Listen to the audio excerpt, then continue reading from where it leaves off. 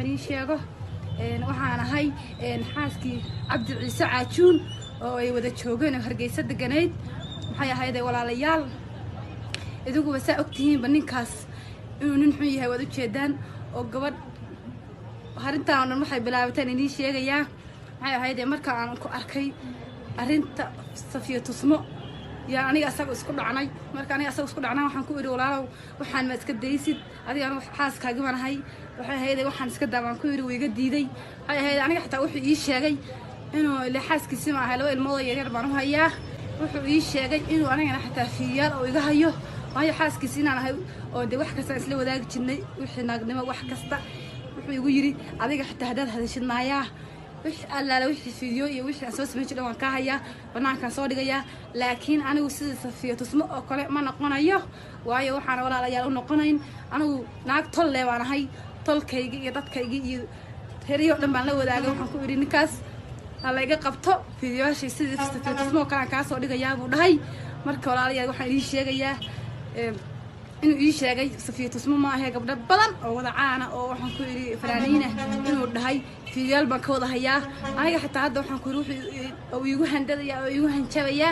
inuu igu yiri wixii aanu fiidyo soo haynay iyo wixii aanu intaas soo qabnay anagu way waxaan dad wada joogaan waxaan kuma ogeyn banaagahan iyo gabdhahan been bii sheegi jiray waayo xaaskiisa ma laba ilmood yar baan u hayaa xataa hadda ilmahayga waan ka soo cararay maxay ahayd ilmaha ka soo cararay walaalayaal hadda waxaan joogaa Hargeysa xaafad kamida dadkanaga iyo tolkanaga baan u imid waxaan ku iri walaalayaalow ninkaas hala iga qabto anigana sidii gabadhii hore oo kale inuusan anigana ceebteeda banaanka soo dhigin hadda aniga arinteedii waa lagu jiraa walaalayaal waxaan ii sheegayaa ninkaas inuu gabdhihii Soomaaliyeed oo dhan oo yiri waxaan wada hayaa kala baro bayana waxaan ku iri walaalayaal wuxuu tusay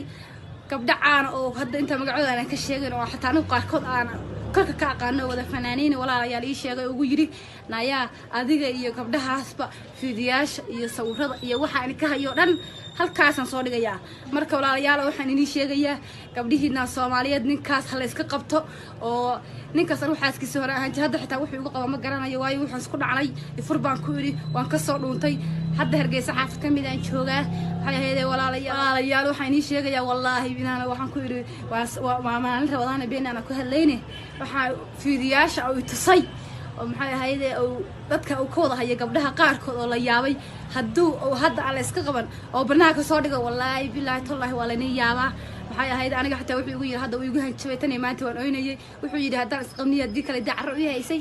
minna wuxuu igu yiri maxay ahayd walaalayaal waxba igama galin buu dhahay aniga gabadha inaan ceebeeyo uma meesha u taaganahay ma garateen marka waxaan ii sheegayaa anuu si fiido loo dubar ma aqaan hadda xataa inuu ii socday kala ma garanayo